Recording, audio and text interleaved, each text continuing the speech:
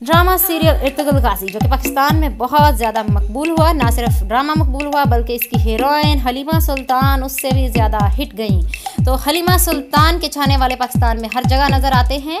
तो हलीमा सुल्तान के इंस्टा पे ख़ास नज़र रखी जाती है। तो हलीमा सुल्तान की कुछ वीडियोज़ वायरल हो गई हैं, कुछ पिक्चर्स वायरल हो गई हैं, जिसके बारे में पाकिस्तानी दावा कर रहे हैं कि इसमें फहाशी बहुत ज़्यादा है। हलीमा सुल्तान उरिया नज़र आ रही हैं।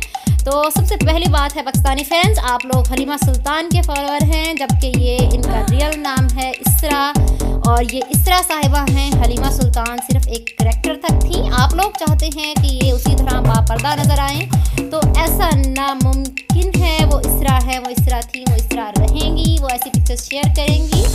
तो आप लोग मज़ीद शोर शराबा मचाना बंद कर दें। उन्हें एज आ हलीमा आप फॉलो करते हैं तो आप सिर्फ इर्तुगरुल गाज़ी तक ड्रामे तक रहें। इन पिक्चर्स में आप देख रहे हैं कि तो ये तुर्की अपने आप को वेस्ट का हिस्सा काफ़ी हद तक कहलाता है। यहाँ के लोग वेस्ट की कल्चर को फॉलो करते हैं। तो हलीमा ने उनके मुताबिक कोई बहुत बड़ा फैसला नहीं किया इस तरह की पिक्चर्स डालकर।